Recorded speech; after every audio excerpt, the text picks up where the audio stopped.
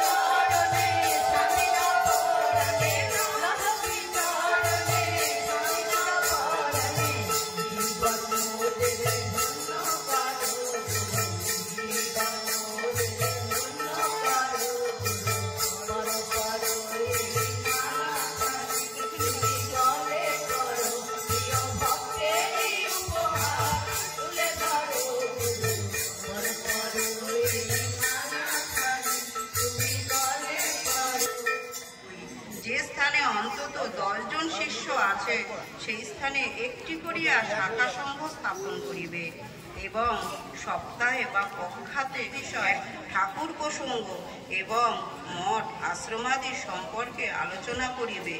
3. যে স্থানে অন্তত 10 জন মহিলা শিষ্য আছে সেই স্থানে উপরিক্ত নিয়মে মাতৃসংঘ স্থাপন করিবে। মানুষকে ঈশ্বরমুখী করা এবং অন্ধকার থেকে আলোকে নিয়ে যাওয়ার জন্য সুন্দর অভ্যাস যোগের নির্দেশ দিলেন। তা হলো স্মরণ, মনন, ধ্যান। কিন্তু কিভাবে সেই অনন্তকে অন্তরে পাবো? কত সহজে ডক্টর মহানন্দজি নিমিলিত নেত্রে চোখ বুঝে দেখাই আসল দেখা। ভারতীয় দর্শন এই চোখ বুঝে দেখার সাধনাই করে চলেছে চিরকাল। চোখ বুঝে দেখায় সত্যিকার দেখা, অর্থাৎ স্মরণ। কারণ স্মরণে যা সম্ভব তা হয়তো যোগ ধ্যানেও সম্ভব হয় না। এই স্মরণ মনন কিভাবে সম্ভব? এ তো কিনতে পাওয়া যায় না। দরকার একটু বিশ্বাস, ভালোবাসা। আমি তোমাকে ভালোবাসি হে ঠাকুর, জানি না কেন ভালোবাসি। এ হলো অকারণ ভালোবাসা, যে ভালোবাসায় কোনো উদ্দেশ্য নেই, কিছু পাওয়ার বাসনা নেই, শুধু ভালোবাসি। এই সেই বিশ্বাস, যে বিশ্বাসে বলে দেবে এ তো আমার পরম প্রিয়জন, যাকে খুঁজছিলাম মনের অতলে।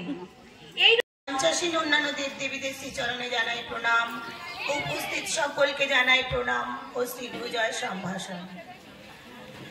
মঙ্গল ঘট। গুরুদেব, আমরা যেদিন দীক্ষা নিতে যাই সেদিন আমাদের হাতে কিন্তু একটি ঘট ধরিয়ে দেওয়া হয়। সেই ঘরটির আকৃতি কিরকম হবে সেই চিহ্নটা গুরুদেব আমাদের দেখিয়ে দিয়েছেন, কিন্তু আমরা বাড়িতে সেই মাটির ঘরটিকে কি করে জীবিতভাবে তুলবো সেটি আমাদের মায়েদের উপরই দায়িত্ব দিয়েছেন। আমরা মঙ্গল ঘটে পড়ে গুরুদেব বলেছেন এই যে একাদশী, আজকে একাদশীর দিন, প্রত্যেকে সকালে বা সন্ধ্যায় যখন সময় পাবে মঙ্গল ঘট পড়তে। তাই রাখিবে সবার ঘরে মঙ্গলের ঘট, ভক্তি ভরে ভক্তি পূজায় কাটিবে সংকট। কি বলেছে?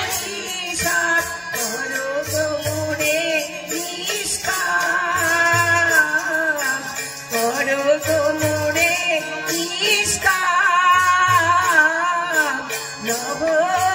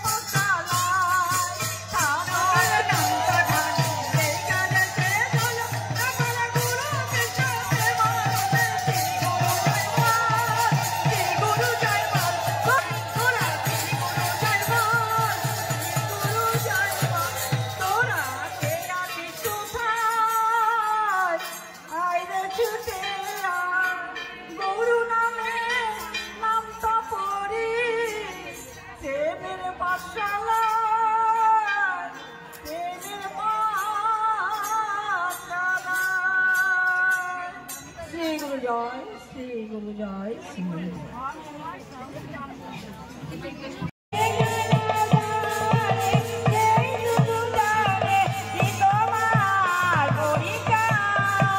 থেকে একটি পাঠ করবে সন্ধ্যা ভক্তিজি। মানুষ চায় খাঁটি সুখ, সে সুখে দুঃখ নেই, দৈন্য নেই, বিচ্ছেদ নেই, অনুতাপ নেই। অর্থে সে সুখ আসে না, প্রভাব প্রতিপত্তিতে তার সুখ নেই। কারণ রোগ, শোক, জরা, ব্যাধি, মৃত্যু সর্বদা তার পেছনে। তাই সে সত্যের অনুসন্ধানে ছুটল। তার মনে দুঃখ, কষ্ট, গ্লানি, তাপ এর হাত থেকেই মুক্তি পেতে হবে। কিন্তু ত্রাণের উপায় কি?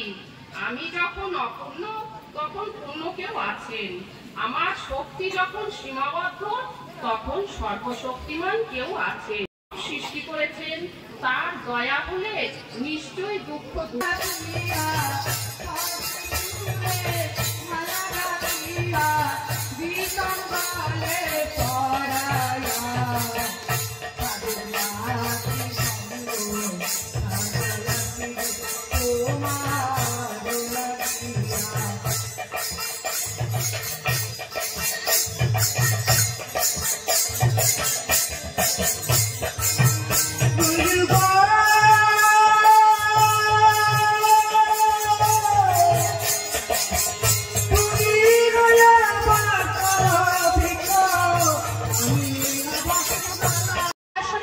দীক্ষা দান করি, সেই আসনে উপরিয়ক্ত হতে শুধু বীজ মন্ত্র দানের জন্য আমি একটি লোক পরিচিত অবস্থায় রাখিলাম।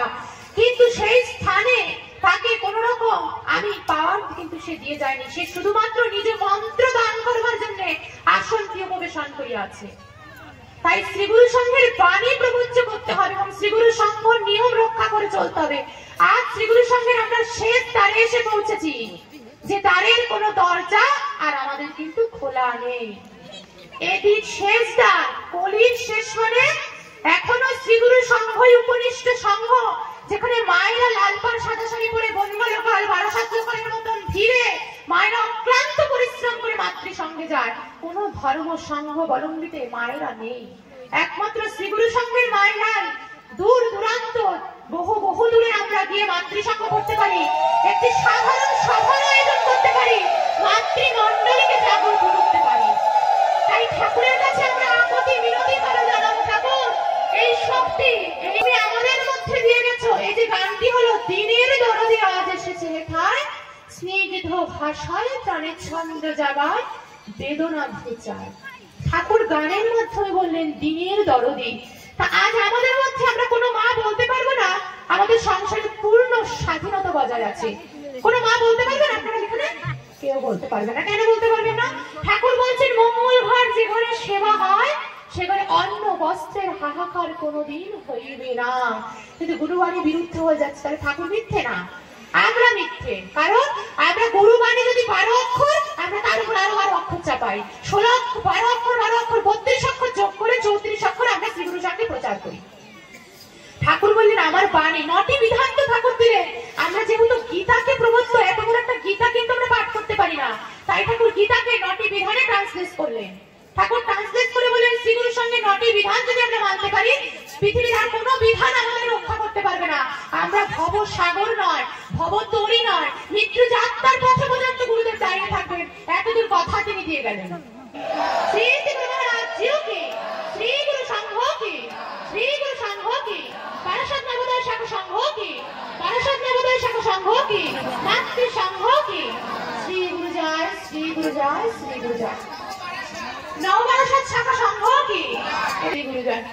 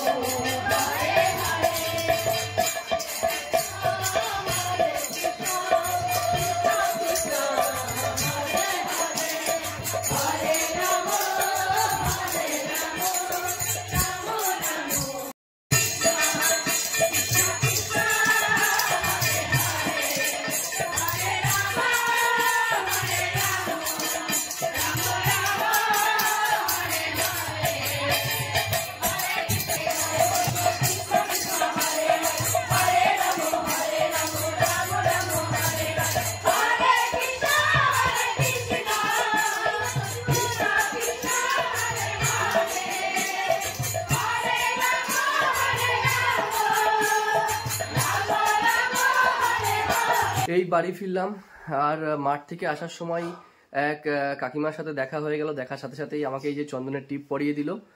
আর সবাইকে জানাই আমার তরফ থেকে শ্রী গুরুজয় সম্ভাষণ। যারা যেখান থেকে ভিডিওটা দেখছেন, শ্রী শ্রী ঠাকুরের রাতুল চরণে কামনা করি আপনারা সবাই যেন ভালো থাকুন, সুস্থ থাকুন। আর আগামী কয়েকটা দিন বাকি আছে 2024 আসতে। 2024 সাল যেন আপনাদের সবার খুব ভালো যায়, সুস্থ থাকেন আপনারা, এটাই ঠাকুরের কাছে কাম্য। যাই হোক, আশা করি আজকের ভিডিওটা প্রথম থেকেই দেখছেন, ভালো লাগছে। যাই হোক, এখনো ভিডিওটা শেষ হয়নি, আপনারা দেখতে থাকুন। আপনারা দেখছেন ইনসাইড ফ্যামিলি টক্স চ্যানেল। যদি ভালো লাগে প্লিজ লাইক, কমেন্টস আর সাবস্ক্রাইব করে আমাদের সাথে থাকবেন। শ্রী গুরু জয়।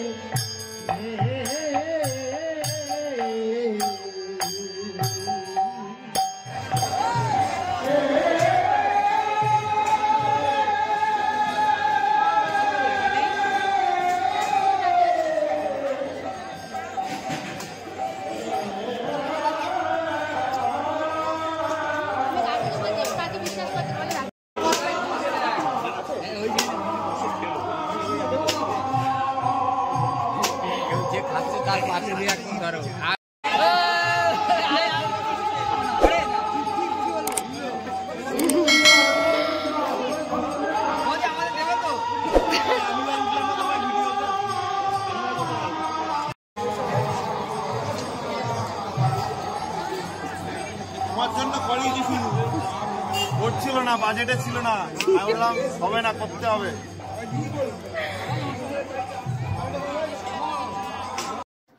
আজকের ভিডিওটা তাহলে এখানেই শেষ করছি।